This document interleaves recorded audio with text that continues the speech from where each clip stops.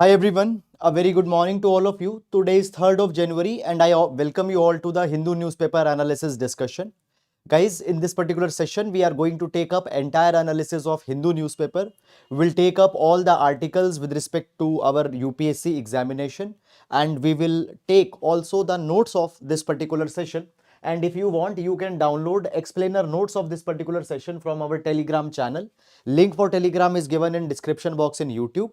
And in these notes, all the articles that are there in the today's newspaper, which are important for exam, have been covered. Okay. Now, first of all, let's take overview of entire newspaper so that you can understand that which articles are important in the today's newspaper. Okay. So let's take the overview first.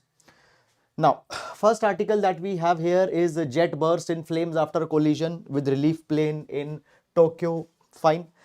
This is a misfortunate event that has happened. Okay. However, guys, you are not really required to go too much detail in this particular article. MHA seeks to pacify truckers protesting new hit and run law. So recently you have seen, guys, that what has happened, the government has come out with three new criminal law bills. Okay. And in this particular bill, we see this particular thing that under the Bharatiya Nyaya Samhita, for hit and run cases, punishment has been enhanced and even fines have been enhanced to 7 lakh rupees. So many truckers and the people from transport union, they are criticizing such high penalties and such high punishments. So therefore around the country protests are going on, and because of that there are the fuel supplies that had got hit, movement of goods that have got hit. Okay, however, again, guys, under this particular article, much substance has not been given for the examination, so not needed to go too much in that. Okay, then further moving on, here we have this article: free movement regime at Myanmar border to end soon. Entry in India will need visa.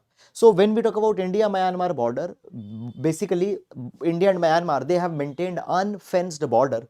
Movement from India to Myanmar or Myanmar to India has been free because of familial tie, social, ethnic ties of the people that are there. But now what has happening? What is happening? Basically, it has been provided that the fencing of this border is to be done because a lot of time for human trafficking, for many notorious activities, border have been misused. But because of this particular thing, because of this particular thing, the many of the state governments such as the Nagaland, Mizoram, they might be apprehensive with this move because of ethnic ties that have been there. Okay, however, moving in this particular direction, then we have city section. In city section we have largely the regional issues. Okay, advertisements, etc. are there. Okay, so directly moving on in this capacity, however, there is one article that is important for examination. This one article: 1/5 of district courts in country lacks separate toilets for women, says Supreme Court report. We'll take this particular article for examination. Then further, directly we'll reach to editorial section because till editorial, much relevant articles have not been there.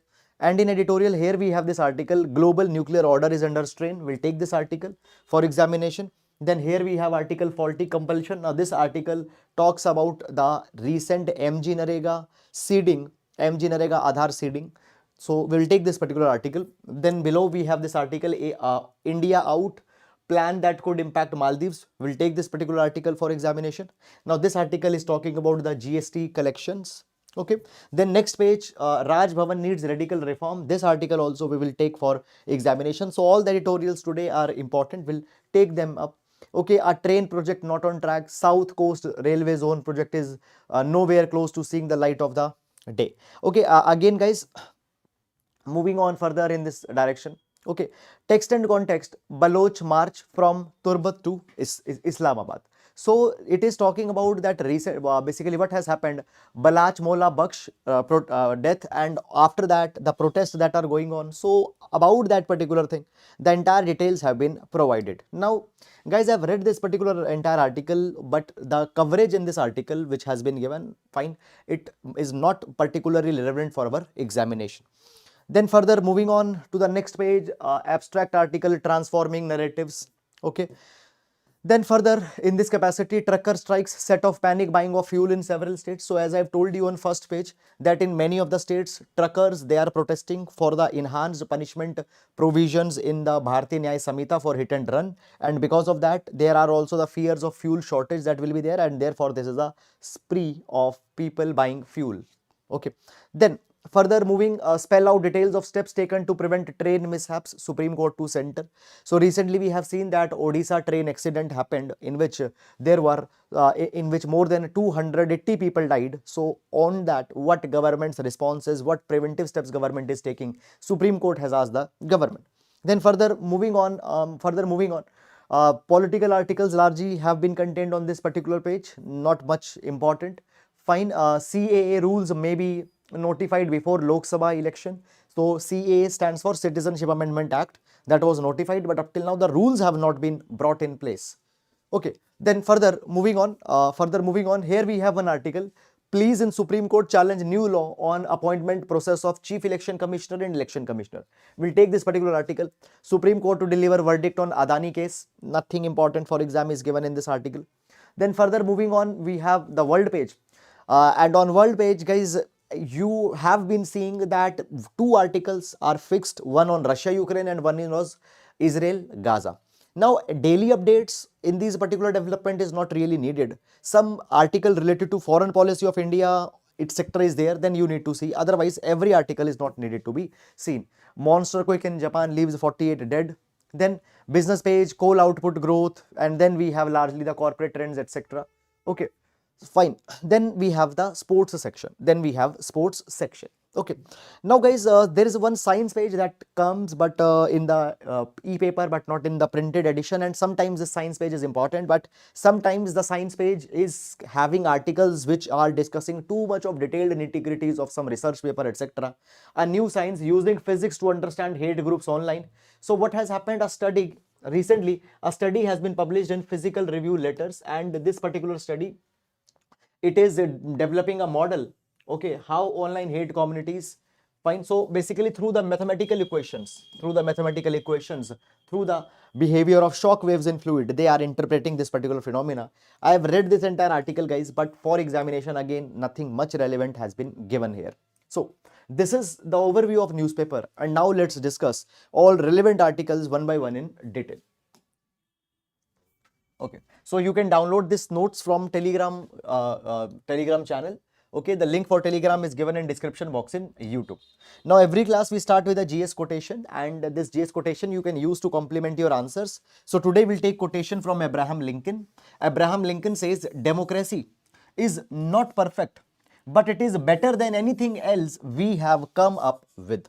So we have come up with monarchy, we have come up with dictatorship, authoritarianism, we have come up with, let's say, communism. A lot of anarchy is there, a lot of political setups and political systems have been there.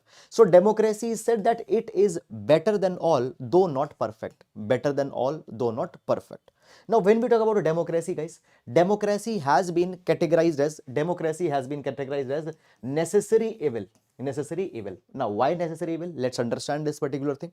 See, why democracy is first of all often called as evil? It is because under democracy there are restraints on individual freedom and liberty. Your liberty is not absolute, and in that capacity it is called as evil.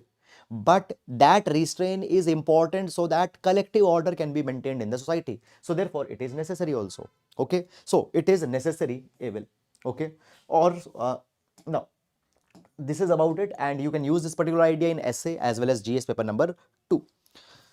Okay, moving on. However, one more thing, guys, I just would like to address you here, that if you want, you can differ with me on this particular thing also. You can have a viewpoint that democracy is a positive good. That is always open to debate. These are the different interpretations that will be there, and if you are the student of political science, you have already been in that particular dimension. Then let's discuss the article. First article. So first article is this one, faulty compulsion. Now this particular article will see with respect to GS paper number 2, social justice. GS paper number 2, social justice. Now first of all, before going in this article, let me give you some basic background information so that you can understand this article better. We have MG Narega, Mahatma Gandhi National Rural Employment Guarantee Act. MG Narega provides 100 days of paid employment to every rural household. 100 days of paid employment to every rural household, that is promised. Now guys, what has happened? Government has come out with a new notification, new rule under MG Narega, that all the payments that will be made through the Aadhaar enabled payment system. All the payments will be made through Aadhaar enabled payment system. So what is this particular system in a nutshell? Let's understand this thing. So guys, government is saying that there is 100% near universal saturation of Aadhaar has happened. Almost everyone is having their Aadhaar card. So what you can do, Aadhaar card can be used to, now Aadhaar card, and if Aadhaar card is connected with the bank, then only by Aadhaar card you can reach to person's bank account, money can directly be transferred to their bank account. And now government is using Aadhaar card as a beneficiary identification mark, Government has to transfer a lot of money for many social justice program. Government is giving money for pension. Government is giving payment wages under the MG Narega. So by using your Aadhaar is connected with your bank. So by your using your Aadhaar card, money will be transferred directly in your bank account. This is the idea of the government. Now, what is to be done? There are certain conditions first that has to be met before this particular thing can be success. Number one, under MG Narega, workers that are working, they have a job card. That job card is their job identity, fine, in which how many days they have worked, all the information will be there. So there is a job card. Now this job card is to be connected with Aadhaar, and the bank account is also to be connected with Aadhaar. Only then this entire mechanism will take place. But up till now, what has happened, a large number of workers, their job card and Aadhaar are not connected, and even their Aadhaar and bank account are not connected. Government has given the deadline of 31st of December 2023, that till 31st December 2023 ensure that your job card and Aadhaar are connected and your Aadhaar and bank account are connected, because after that all the payments that will be made, it will be made strictly through the Aadhaar enabled payment system. Okay, this is the government's notification that came. Now 31st January has already passed, and government had said that will not further extend this deadline. Up till now, from now onwards, that is from 1st January, all the payments will be made through Aadhaar enabled payment system. Now, this particular thing is being criticized by many of the activists. Now, it has been said that this particular decision will affect 35% of job card holders, because 35% of the job card holders, they have not seeded their job card with the Aadhaar. Fine. Also, it has been said that it will impact 12.7% of the active workers. Now, who is active worker? Active worker is one who have worked at least one day in the last 3 financial year. Now, understand that when we talk about MG Narega, it is a demand-driven scheme. It is a demand-driven scheme, means whenever a lean season is there, a worker can demand work and the work has to be given. So often what happens, a worker might have worked in MG Narega in the past, but right now, let's say a worker is getting regular wage or is employed, he might or she might not be demanding the work. So this happens that people have worked in MG Narega, but then for 3-4 years they don't work, then they might come again after 5 years. So in total, whatever the job cards have been there, all are not active. You need to understand. All job cards are not active. So in totality, 35% of job cards, they are not connected with the Aadhaar. They will be impacted, and at least 12.7% active workers are there. They have also not seeded their job card with Aadhaar. They will be impacted. Now what has happened? Government claims this particular thing, that now through Aadhaar payments are quick. They reduce, by that rejections in payment is reduced, and also the leakages are plugged. Now how leakages are plugged? What happened earlier? This might have happened that a person who is influential person of a village might be getting the Aadhaar money, might be getting MG Narega money, but he has never worked. So Mr. X, let's say, has worked, but the money was given to Mr. Y. Okay, that was happened. But now if through Aadhaar payment is to be made, and that too payment if is to be made only into the bank account, leakages, diversions that have happened, they will be reduced. This is something that has been provided.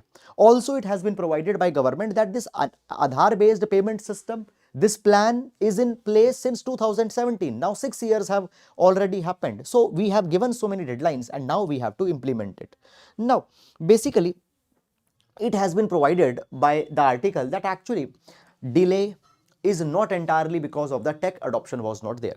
It has been provided that actually this particular step will lead to many challenges, and many loopholes are there which has not been addressed up till now. Let's understand them one by one.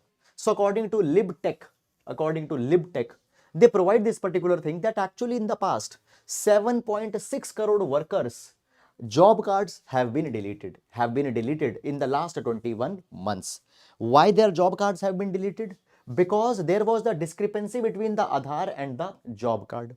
For example, in your job card, your name is written as Sunil.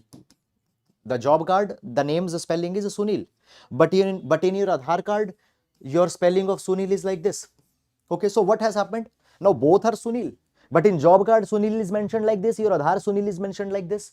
Fine, they don't match, and basically this job card is rejected.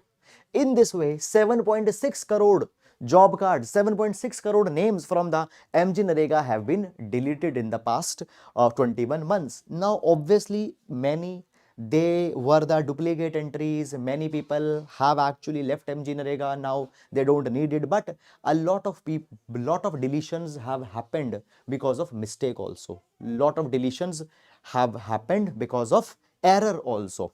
Secondly, it is provided this particular thing that often, along with the spelling discrepancy, what happens? By mistake, wrong bank account is mapped with the Aadhaar. Let's say I have two bank accounts. Suppose I have one bank account of State Bank of India and other bank account I have is of Punjab National Bank. Right now, Punjab National Bank, though I got it opened under the Jan Dhan Yojana, but I am not using this bank account. I have lost the passbook of this bank account. I don't have ATM of this bank account, or let's say even the nearest branch of PNB is 10 kilometer away, but SBI's branch is just 1 kilometer away. I am using right now SBI. What happens? By mistake, wrong bank accounts have been mapped. I wanted SBI, but PNB got mapped. So every time I have to go to 10 kilometer to withdraw the money. So this is something that is happening. So this is something that is happening here. Then guys, also it has been said that if we see government says that wage will be transferred swiftly. Okay, money transfer will be fast. But it has been seen over and over again that wage delays don't happen because there is a not Aadhaar enabled payment system, but wage delays happen because funding often is not there. So because the funds they have been lost or fund is not there, that issue happens. Okay. So it has been provided that as this particular step is being implemented, the union government should revisit this particular decision. Either an extension should be given, or government need to come out with a more inclusive approach. Though one good thing has happened, that what has happened, the Ministry of Rural Development already said that they will give exemption on case-to-case basis for the Gram Panchayat if there are some technical issues and they have not been able to do that. But rather than case by cases, one universal extension and more consultative approach as how to make it more better is needed immediately. Okay, so that is all about it. Fine. Then moving on, the next article that we have, global nuclear order is under strain. Global nuclear order is under strain. Okay. Now, this article we have taken from Editorial. Global nuclear order is under strain. This article we have taken from Editorial. Now, okay. So basically, before going in this article, let's take this background of this article first and then we'll go in this detail. So basically guys, right now what is happening? We have on one hand Russia-Ukraine war going on. On another hand, we have Israel-Hamas or Israel-Gaza issue going on. Now, we see this particular thing that Israel, it has already become the nuclear power.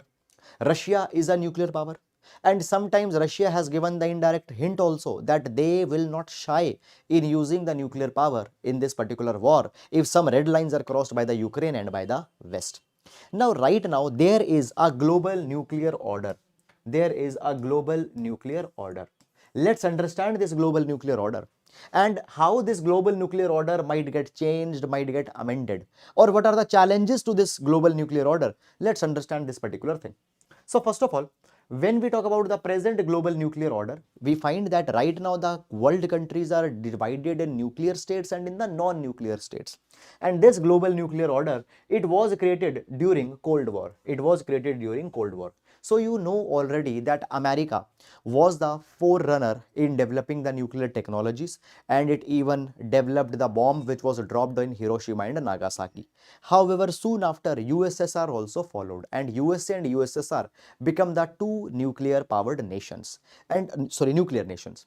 And we know this particular thing, that during the Cold War, there was the two camps that got divided in entire world. One was USA camp and other was the USSR camp. So there was a bipolarity that was going on during the Cold War. And in this bipolarity, both the powers, both the countries have nuclear weapon with them. Now, as this thing was going on, in 1962, Cuban Missile Crisis happened. You might already have heard about the Cuban Missile Crisis in your world history, you might have read. So in 1962, Cuban Missile Crisis happened when there was a moment that came that nuclear war could be started. However, in 1962, Cuban Missile Crisis between US and USSR, nuclear war was avoided. But one realization came to the mind of both US and USSR. It is that they need to have some arrangement to ensure that nuclear war don't happen. What happened in Hiroshima and Nagasaki, that don't happen again. They need to have some mechanism. So therefore, what happened? Both the countries, they first of all, in order to further avoid this confrontation, they decided that a hotline between US and USSR will be created immediately. And then it was decided that we need a global convention, a global treaty to reduce the proliferation of nuclear weapons, to ensure that nuclear weapons don't fall in the wrong hand. We need to have some treaty mechanism. So therefore, what happened? Multilateral negotiations got started in Geneva in 1965 for a treaty to curb the spread of nuclear weapons to other countries. And by 1968, Nuclear Non-Proliferation Treaty, that is NPT, was opened up for signature. And as of today, 191 countries have signed this NPT Non-Proliferation Treaty. Now, as per this non-proliferation treaty, it has been provided that nuclear technologies, nuclear weapons should not go to the non-nuclear states, And when we talk about NPT, India has not signed NPT. Why? Because India calls NPT as a discriminatory treaty. It says that it has categorized the world countries as nuclear states and non-nuclear states. By the way, the countries which developed nuclear technology before 1968, they are called as nuclear state, and the countries which developed nuclear technologies post 1968, they are called as non-nuclear state. Now, you already might have known this thing, and if you don't know, I am telling you, India got the nuclear weapon in 1974. Okay, it was after 1968. So India comes into the non-nuclear states category. India is therefore has not adopted this NPT. Okay. Now, basically guys, what happened after the 1974 India's nuclear explosion that India did? Basically what happens, USA, USSR, UK, Canada, France, Japan, West Germany, these 7 countries, they met in London. And they came out with an export control mechanism. Ad hoc export control mechanism. They came out with a mechanism that we need to ensure that even the nuclear technologies that we are transferring should be transferred to a very responsible and a selected group of countries. Nuclear technologies, even for the money, should not be transferred, should not be exported to the irresponsible states. Such mechanism is needed. And therefore, what happened? This London group was formed. London club was formed. However, this London club later got renamed and it emerged as a nuclear supplier group. This nuclear supplier group has 48 countries, and these 48 countries have come out with the guidelines to ensure that how the nuclear technologies, dual use materials such as the uranium, etc., will be exported, will be transferred. Okay, so this nuclear supplier group is there. Now guys, understand this thing, that India is not a permanent member under the nuclear supplier group, but India has got a waiver from the nuclear supplier group already. India can get nuclear technologies from the countries even when India is not a member of the nuclear supplier group. One thing. Now, the article says that global nuclear order that got developed during Cold War with the 1968 NPT, then London Club that was formed. This global nuclear order that got created, which divided the world countries in the nuclear and the non-nuclear states, it has worked reasonably well. and on two grounds it has actually worked good. On two grounds it has worked good. Number one, it has held it has held the it has reasonably held the taboo of nuclear weapons. It has reasonably held the taboo of nuclear weapons. Now, what do I mean by the taboo of nuclear weapon? So basically, once Hiroshima and Nagasaki episode happened, after that, there was a consensus in the world countries that no other country should be equipped with nuclear weapons. And we have seen that number of countries having nuclear weapons, they have substantially got stabilized. They have substantially got stabilized. Also, non-proliferation has been remained under control. And even we find this particular thing that Belarus, Ukraine, Kazakhstan, that hosted the nuclear weapons and has some capabilities to develop the nuclear weapons, they got denuclearized also with the attempt of USA and USSR. Okay, so this global nuclear order has worked well. Global nuclear order has worked well. But in this particular direction, we now find this particular thing that actually what is happening, there are the changing geopolitics now that is emerging. Now, how geopolitics are changing now? Understand this thing. Right now, we see that USA is facing assertive China. Now, USA on one hand is facing Russia, on another hand, USA is facing China. And China is becoming the next competitor to US hegemony. And this rivalry is different from the Cold War because both the economies are intertwined and China is an economical and technological rival. Okay, economical and technological rival. Now, see, when we talk about, guys, China, the technologies that China is having, okay, they are comparable to USA. Now, on technological front, USA and USSR were not equal, but China and USA are nearly, not exactly equal, but relatively they are on a similar footing.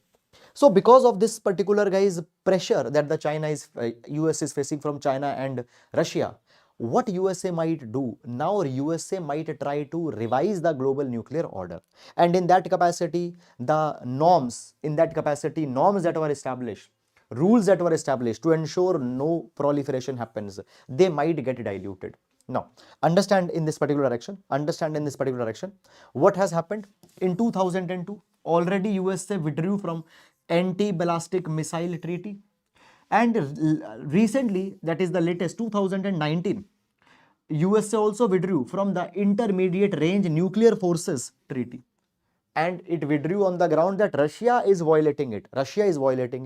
And right now, the only remaining treaty between the Russia and USA right now on the nuclear control is New START treaty. Now, this New START treaty will also be lapsed in 2026, and Russia has given the indication that they will not renew this New START treaty, and it will lapse in 2026. Also, Russia has de-ratified CTBT, comprehensive test ban treaty, which put a restraint on the countries to not to test the nuclear weapons. This CTBT, from this also Russia has de-ratified. Okay, and also, guys, what is happening, there are many other concerns are also coming. For example, this AUKUS deal was signed.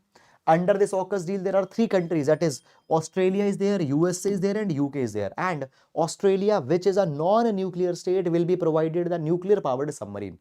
Okay, nuclear powered submarines will be provided to Australia. Now, Australia is a non-nuclear state, and why?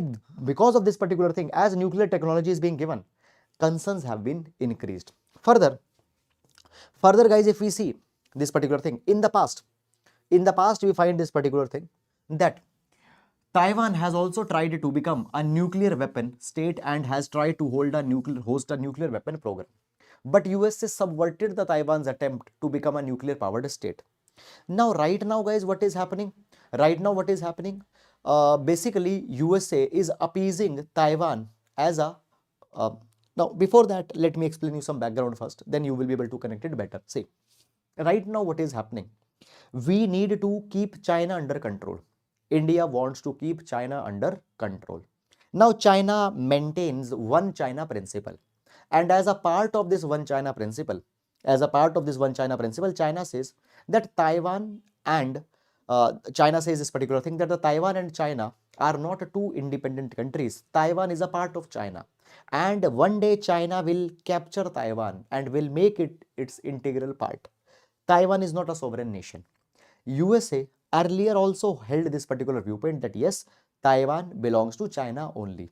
Okay, but now what is happening? USA has started recognizing Taiwan as an independent nation. For example, Nancy Pelosi, the speaker, earlier speaker of US, she visited Taiwan without any intimation to China.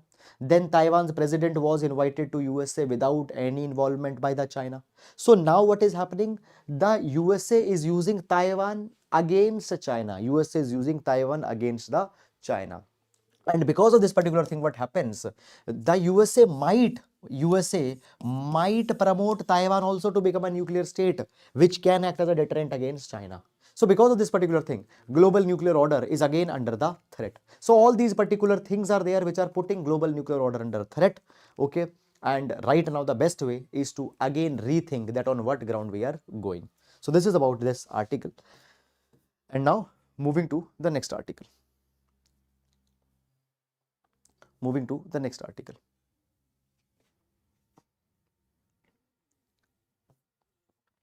Okay. An India out plan that could impact the Maldives. Okay. Now this particular article, guys, we will see with respect to GS paper number 2, India neighborhood relations. India neighborhood relations, and with the India Maldives relation, we are going to take this particular article. Okay. Now, first of all, before going in this article, let me give you some basic background information, and once you have this background information, you will be able to understand this article better. So, when we talk about Maldives, recently elections have been held in Maldives, and after the election, former president of Maldives, Mr. Ibu Soli, he has been defeated, and in the place of Ibu Soli, Mr. Muizu has become new president of Maldives.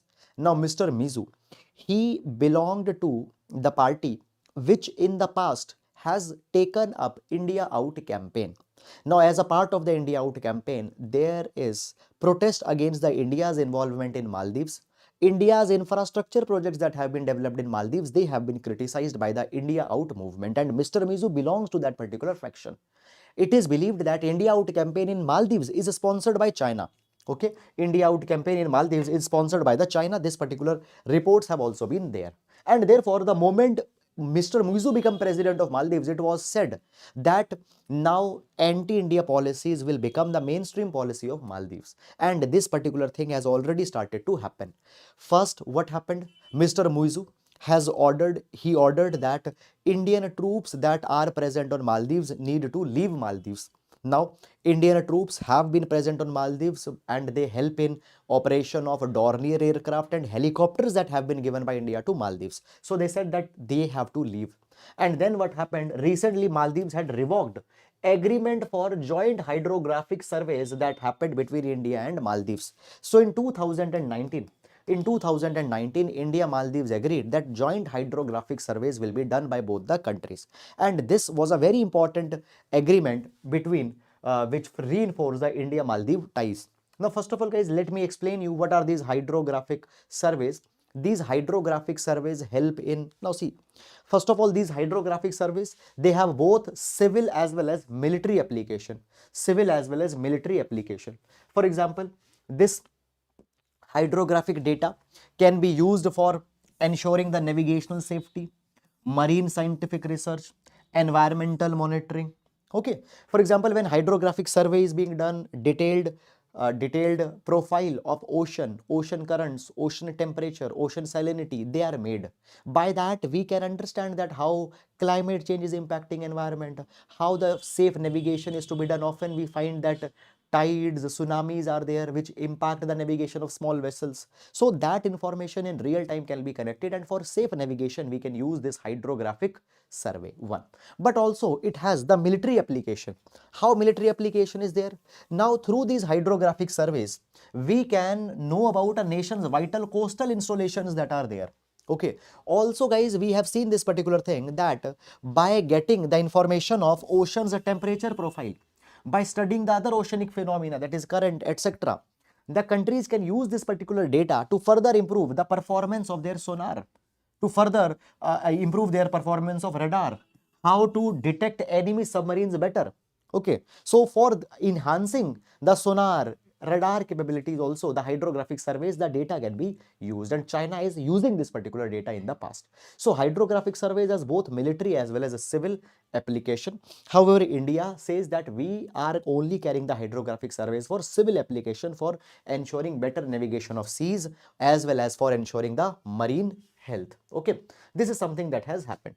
Now guys, understand this particular thing, that not only Maldives have withdraw from hydrographic survey and has asked Indian troops to leave. Also recently, the Maldives did not participated in Colombo Security Conclave. Fine, Maldives did not participated in Colombo Security Conclave. Now guys, when we talk about the Colombo Security, just a minute.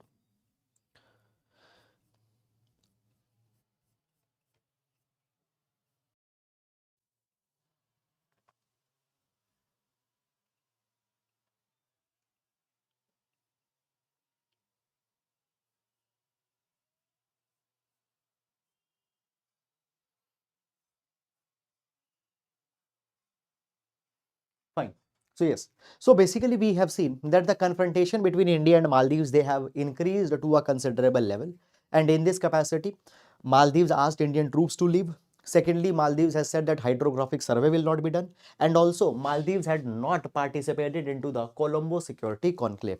Now guys, when we talk about the Colombo Security Conclave, this is a grouping to enhance the defense ties between the countries, that is India, Sri Lanka, Maldives and Mauritius. India, Sri Lanka, Maldives and Mauritius. These four countries are there. India, Sri Lanka, Maldives and Mauritius. These four countries are there who are the member of the Colombo Security Conclave. Here also, Mr. Mohammed Mizu has not participated. And guys, also it has been said that here, Mr. Mizu is not specifically concerned about the sovereignty of Maldives. Rather, he is more inclined to China, and he is playing the Chinese card. He is playing the Chinese card. Now, when we talk about China, guys, we find this particular thing that the China has for long used its marine and seabed surveys to further enhance their strategic agenda. China has used the hydrographic surveys to improve their sonar performance and detection of marine submarines. And also now the news is coming that the China is also planning to develop a naval base in the Maldives. Now earlier also in 2018, there was a plan to develop a naval base, but with the coming of Mr. Ibu Soli, that plan got dropped because he was more favorable to India. But now this particular thing is coming. Now article says that actually Maldives has apprehension with the hydrographic survey, and it has cancelled the hydrographic survey with India. Now this apprehension is not only, it is not only because they want to, it is not only because they want to get India out, but this apprehension is also because of the international legal framework that is there. Now let's understand that. So right now there is United Nations Convention on the Law of Seas that is there. United Nations Convention on the Law of Seas that is there. Now as per the UN clause, it does not explicitly authorizes a coastal state to regulate hydrographic surveys or military surveys beyond its territorial sea, beyond its territorial water in EEZ, and beyond that coastal, particularly in EEZ, coastal state does not have any control to regulate the survey by some other country. Okay, so what it means? It means that foreign maritime agencies, they can conduct hydrographic surveys, okay, outside the coastal state's territory even without taking the permission. So effectively India can do that. Now Maldives is protesting this rule in the UN clause by protesting it. This is something that has come out of this. But however, as we talk about the Indian Navy, India has used the hydrographic surveys in the past for peaceful purposes, and even India is carrying the hydrographic surveys with Mauritius since 1990. And here India has not only carried the hydrographic surveys but also have done the capacity building to Mauritius also. Okay, knowledge transfer is also being given to Mauritius, that how they can do such hydrographic surveys. Okay, so this is something that has happened. So therefore Maldives should reconsider its policy with respect to India. Now moving on, and let's go to the next article. Moving on, and let's go to the next article. Okay, Raj Bhavan needs radical reforms. Raj Bhavan needs radical reforms. Okay. So basically, guys, you might have seen this particular news again and again. It is coming that the office of governor has been in the news for all the wrong reasons. Now, recently, what happened? The governor of Kerala visited the Calicut University campus and instructed the police to remove the posters that were set up against him. Also, he called the SFI, Student Federation of India students, activists as criminals, accused Chief Minister as sponsoring them. So this is much undignified, unparliamentary language that is being used by the Kerala governor. And we find this particular thing that particularly the states where opposition party or different political parties are ruling in the center, their governor are showing these kind of attitudes, Now, understand this particular thing. That article says that when we talk about the constitution cannot be expected to deal with the individual behavior of public functionary. How governor, how any minister behaves in their individual capacity, constitution cannot prescribe that. People holding such offices themselves, they need to be responsible and need to understand that how their behavior should be. Now, in this capacity, there are certain judgments that are being discussed in this article, which puts a certain obligation on the functionaries to behave in a dignified manner. Let's see these particular judgment. So first we have NCT, National Capital Territory of Delhi, NCT versus Union of India case 2018. NCT versus Union of India case 2018. Now, in this particular case, Supreme Court observed that constitutional morality places responsibilities and duties on individuals who occupy constitutional institutions and offices. Okay, so constitutional morality. What is constitutional morality? First of all, constitutional morality stands for the principle that people holding authority okay, further, people holding authority as well as the other people also, they should not only understand the provisions of constitution, but they need to realize the spirit of constitution. They need to realize the intention of the constitution. This is the constitutional morality. So as per the principle of constitutional morality, the people who are occupying constitutional office, they have certain responsibilities, they have certain duties, and they need to be mindful about that. Fine. Now we have Article 361. Article 361 provides immunity to the governor. They cannot be charged basically in the course of their official duty. They cannot be penalized. But Article 361 does not gives the power to a governor to carry misbehavior. Even Rameshwar Prasad versus Union of India case. In this particular case, it was found that governor has abused their power and has recommended president rule in Bihar. Here, Supreme Court very clearly provided this particular thing that even governor's intentions come under judicial review. Governor can act in whimsical, motivated manner. So governor's intentions could be questioned. This was provided. Also guys, further there is one more case. That is Kaushal Kishore versus State of UP. Under this Kaushal Kishore State of UP, it was provided by the Supreme Court that freedom of speech of minister also has to be seen under reasonable restrictions that are provided under Article 19. So Article 19, you might be knowing about reasonable restrictions. Under that, restrictions apply also on the minister's speech. Governor's speech also will be counted under the reasonable restriction. Also, Justice B.V. Nagaratna, Supreme Court judge, she said this particular thing, that public functionary, ministers, their statement is not consistent with the view of the government. It is attributable to the minister personally and they can be proceeded against that. Okay. So this is something that has happened. Now guys, in the past, many reports, many commissions have suggested certain safeguards to ensure that governor should behave in a constitutional manner. Now in this capacity, Sarkaria Commission came out with its report in 1988. And according to Sarkaria Commission report, it was provided that governors, they have actually failed to display the quality of impartiality. Okay. And Sarkaria Commission provided this particular thing that the governor, whenever he is appointed, it is to be ensured that governor is to be a politically detached figure. Okay, but that has not happened. Punchi Commission recommended this particular thing that before posting a governor in a state, understand this particular thing. Punchi Commission says this particular thing, that when a governor is being given charge, that it is to be ensured that governor should not be posted as chancellors of the universities. Okay, governor should not be posted as chancellor of university. And in fact, Kerala, they passed a bill to abolish the governor's position as chancellor. But Kerala governor first did not give approval to this bill and then referred this particular bill to the president. So basically, governors often, they have outrightly been confrontationist with the government. They have been confrontationist with the government. So therefore, now it is needed that Article 155, which talks about the appointment of governor, is to be revisited. And it is needed that appointment of governor needs to be done in consultation with the chief minister, as suggested by the Sarkaria Commission. As of now, chief commissioner's recommendation or consultation with the chief minister is not happening. So this is to be corrected as soon as possible. Fine.